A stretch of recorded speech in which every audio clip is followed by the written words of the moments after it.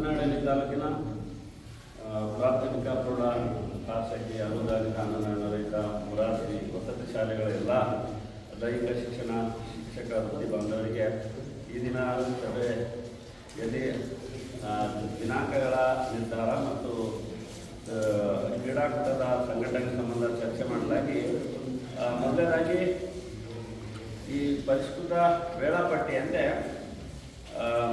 14 ವರ್ಷದೊಳಗಿನ ಬ್ಯಾಡ್ಮಿಂಟನ್ ಮತ್ತು ಚದುರಂಗ 22ನೇ ಆಗಸ್ಟ್ 2026ರಂದು ತಾಲೂಕಾ ಒಳಾಂಗಣ ಕ್ರೀಡಾಂಗಣದಲ್ಲಿ ನಡೀತದೆ. 17 ವರ್ಷದೊಳಗಿನ ಬ್ಯಾಡ್ಮಿಂಟನ್ ಮತ್ತು ಚದುರಂಗ 24ನೇ ಆಗಸ್ಟ್ 2026ರಂದು ನಡೀತದೆ. 14 ಮತ್ತು 17 ವರ್ಷದೊಳಗಿನ ಯೋಗ ಮತ್ತು ಕರಾಟೆ ಈ ಸ್ಪರ್ಧೆಗಳು 27ನೇ ಆಗಸ್ಟ್ 2026ರಂದು ಆಯೋಜನೆ ಆಗ್ತದೆ. ಅದು ಕೂಡ GPG ತಾಲೂಕಾ ಕ್ರೀಡಾಂಗಣದಲ್ಲಿ ಆಯೋಜನೆ ಆಗ್ತದೆ. ಆಮೇಲೆ ಈ ನಡುವೆ ಪದವಿ ಪೂರ್ವ ಕಾಲೇಜುಗಳ ಇಲಾಖಾ ಕ್ರೀಡಾಕೂಟ 29ನೇ ಆಗಸ್ಟ್ 2026ರಂದು ಮಾಮಾ ಪಾಟೀಲ್ ಪದವಿ ಪೂರ್ವ ಕಾಲೇಜ್ ಇವರ ನೇತೃತ್ವದಲ್ಲಿ ಆಯೋಜನೆ ಆಗ್ತದೆ ಮತ್ತು ಅವರ ಕಾಲೇಜು ಆವರಣದಲ್ಲೇ ಈ ಎಲ್ಲ ಕ್ರೀಡಾಕೂಟಗಳು ನಡೀತವೆ.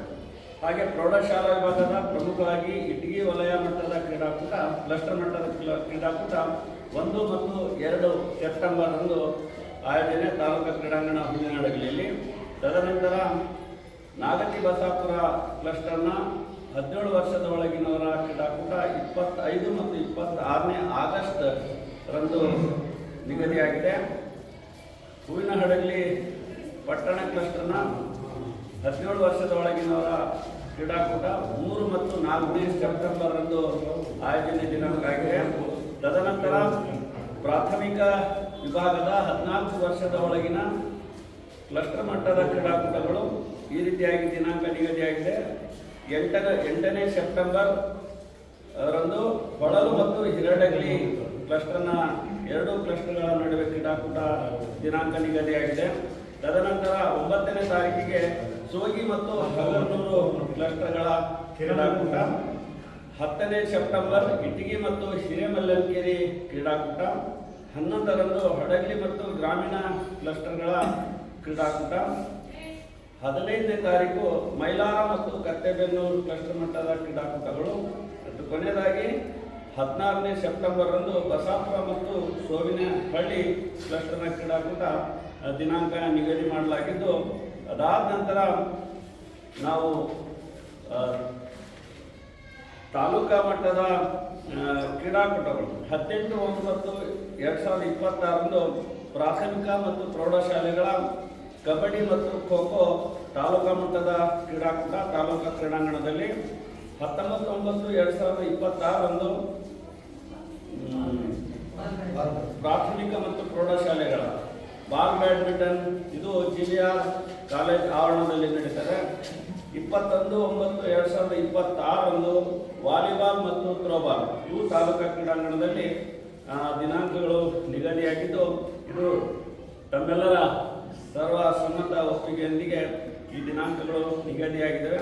ಹಾಗಾಗಿ ದಿನಾಂಕಗಳ ನಿಗದಿಯಾಗಿರ್ತಕ್ಕಂಥ ಈ ಒಂದು ಸಂದರ್ಭದಲ್ಲಿ ಆಯಾ ಕ್ಲಸ್ಟರ್ನವರು ಸ್ವಲ್ಪ ಒಂದಿನ ಮುಂಚಿತವಾಗಿ ಮತ್ತು ಕ್ಲಸ್ಟರ್ ಕ್ರೀಡಾಕೂಟ ನಡೆಯುವಂಥ ಸಂದರ್ಭದಲ್ಲಿ ತಮ್ಮ ಶಾಲೆಯಿಂದ ಬೇಗ ಮಕ್ಕಳನ್ನು ಕರೆದುಕೊಂಡು ಬಂದು ಮತ್ತು ಮೈದಾನದ ಒಂದು ಸಿದ್ಧತೆಯನ್ನು ಕೂಡ ಮಾಡಿಕೊಂಡು ಕ್ರೀಡಾಕೂಟವನ್ನು ನಡೆಸಿಕೊಳ್ಳೋದಕ್ಕೆ ನಾವೆಲ್ಲರೂ ಸಹಕಾರ ಮಾಡಬೇಕು. ಮತ್ತು ನಾವು ಯಾವ್ಯಾವ ಕ್ಲಸ್ಟರ್ಗೆ ಯಾವ್ಯಾವ ದೈಹಿಕ ಶಿಕ್ಷಕರು ಅಂಥೇಳಿ ಅಂಕಣವಾದ ನಾವು ನಿಗದಿ ಮಾಡಿಕೊಂಡು ಅದನ್ನು ನಿಯೋಜನೆ ಮಾಡ್ತೇವೆ.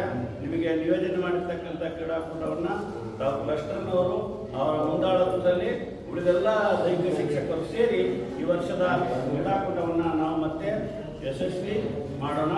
ಆ ನಿಟ್ಟಿನಲ್ಲಿ ನಾವು ತಾಲೂಕಾ ಮಟ್ಟದ ಅಥ್ಲೆಟಿಕ್ಸ್ ಪ್ರಾಥಮಿಕ ಮತ್ತು ಪ್ರೌಢ ಇದಕ್ಕೆ ನಂತರ ದಿನಾಂಕಗಳನ್ನು ನಿಗದಿ ಮಾಡಿಕೊಳ್ಳೋದ್ರ ಜೊತೆಗೆ ನಾವೆಲ್ಲರೂ ನಮ್ಮ ಹೂವಿನಹಡಗಲಿಯ ನಮ್ಮೆಲ್ಲರ ನೆಚ್ಚಿನ ಶಾಸಕರು ಮತ್ತು ಕ್ರೀಡಾ ಪ್ರೋತ್ಸಾಹಕರಾಗಿರ್ತಕ್ಕಂಥ ಕೃಷ್ಣ ನಾಯ್ಕ ಸರ್ ಅವರನ್ನ ನಾವು ಭೇಟಿಯಾಗಿ ಒಂದು ಕಾರ್ಯಕ್ರಮದ ಆಯೋಜನೆಯೊಂದಿಗೆ ಈ ವರ್ಷ ಕೂಡ ಅಥ್ಲೆಟಿಕ್ ಕ್ರೀಡಾಕೂಟವನ್ನು ಅವರಿಂದ ಉದ್ಘಾಟನೆ ಮಾಡಿ ತದನಂತರ ಆ ದಿನಾಂಕಗಳಂದು ನಾವು ಆ ಕ್ರೀಡಾಕೂಟವನ್ನು ಆಯೋಜನೆ ಮಾಡೋಣ.